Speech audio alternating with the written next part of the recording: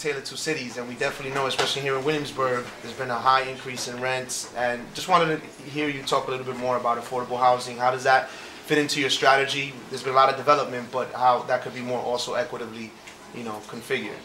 Exactly. I appreciate the way you frame it, because there's been a lot of development, but with much less positive impact on communities than even was claimed to be the case.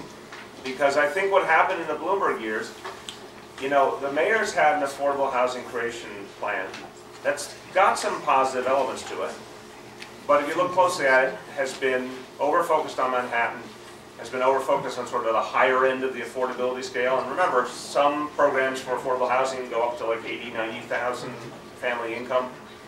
When there's need of that level, there's a hell of a lot of need below that too.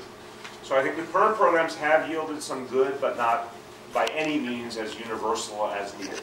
The development piece has been the real missing link, because the administration, I think, under-bargained in many cases, could have gotten a lot more units committed of affordable housing, considering how much value was being provided to developers, and then didn't follow up. And this community is a classic example of where the commitments on affordable housing have not been realized, because there wasn't a consequence.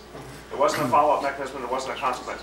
Now, as Alex said, I was in the Clinton administration, and I was the regional director for U.S. Department of Housing and Urban Development. I know a lot about how you enforce the reality of the rules around affordable housing, and it just hasn't been done, and it can be done, and that would mean thousands more units there. We will continue to have development, but that development should yield a lot more in the way of community benefits. A related question, thanks again for showing up, about, of course, Atlantic Yards, because very much there's a lot of promises by the developer.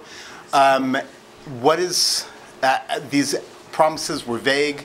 They haven't been met in a lot of cases. Where have you been to fight to make sure that the promises were kept, and that these promises were actually decent promises? Yeah.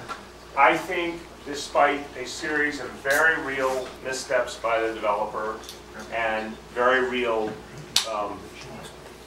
abrogation of responsibility by the different levels of government that could have forced a better equation a lot earlier. That being said, the final plan, which can yield upwards of 3,000 units of affordable housing, I still believe in.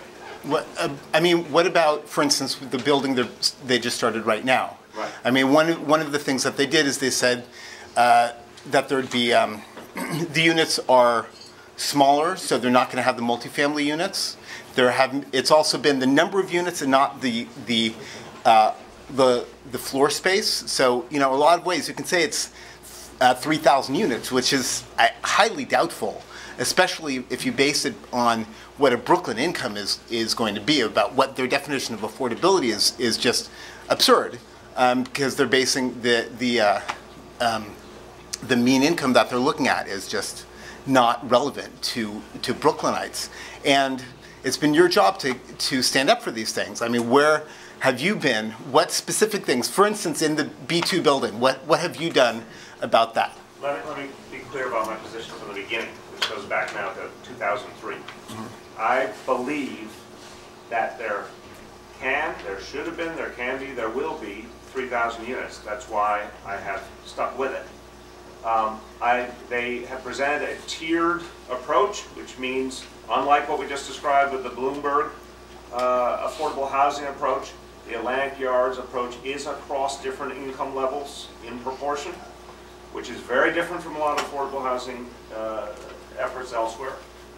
I'm committed to seeing it through and getting to that number, and I believe it can and will be done. And I think the point is, you could say, well, it shouldn't have happened. I don't agree with that.